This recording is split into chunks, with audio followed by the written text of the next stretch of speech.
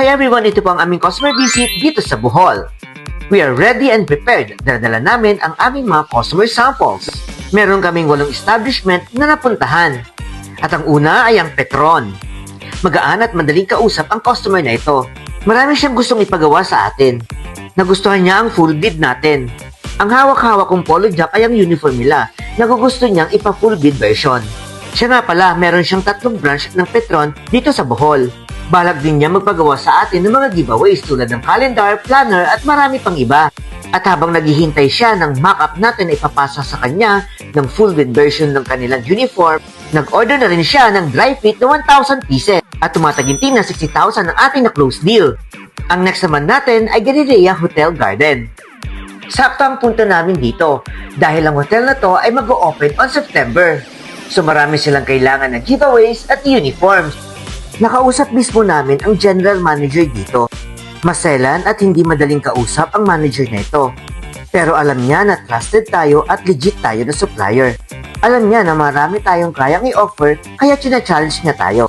Sa tulong ni Sir Dave, mas napadali ang ating transactions dito. At dito, nilabas na rin ni Ma'am ang kanilang product na gusto nilang ipagawa sa atin. At dito rin nakuha namin ang loob ni Ma'am at parang bumait siya sa amin dahil nasagot namin ang mga katanungan niya. Kaya dapat ready tayo at prepared sa mga questions na ibabato ni customer.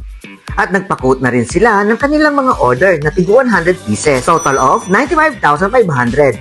Ang next naman ay ang Abraham Hotel, Bohol. Maarte din ang customer na ito. Masalan daw kasi ang foreigner na may-ari ng hotel. Pero nagustuhan nila ang daldala nating sample. Ibibenta daw nila to as merch sa kanilang hotel at resorts. Mostly, foreigner ang customer ng resorts na ito. So ang request nilang size ng mga damit ay more on malalaking size.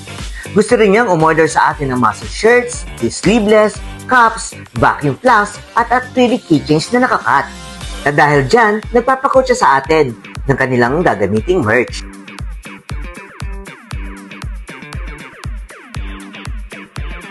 Another customer visit natin is South Palms Resort sa Panglao. Old customer na natin sila, pero dahil nagkaroon tayo ng customer complaint dito about deadlines that lumipat sila sa ibang printing shop. Pinuntahan natin ulit sila tuwing back. Nakausap mismo namin dito ang kanilang merchandising head. And by next purchase sila, sa atin na daw sila o-order. Ang next na puntahan namin ay ang B&T Travel and Tours. Sikat na travel and tours ito sa Panglao. More on giveaways at uniforms naman ang kanilang hinahanap. Hindi rin kami nahirapan sa pakipag-usap sa kanila. Ang nagustuhan nila ay sports jug, sabli uniform at desk calendar. Nagustuhan din nila ang iba't ibang klaseng tumblers na dala namin. At dito ay nag-confirm sila ng order nila na sports jug na 100 pieces. At nag-down na rin sila kaagad. So ganun lang kabilis. As long as meron tayong konting lambing at kaya natin sagutin ang mga inquiries ni customer, kayang-kaya natin. At ito na nga ang proof at confirmation ng kanilang order. Meron na tayong SOF. And so, another done deal. Sipag at tiyaga lang ang kailangan sa customer visit. Thanks guys!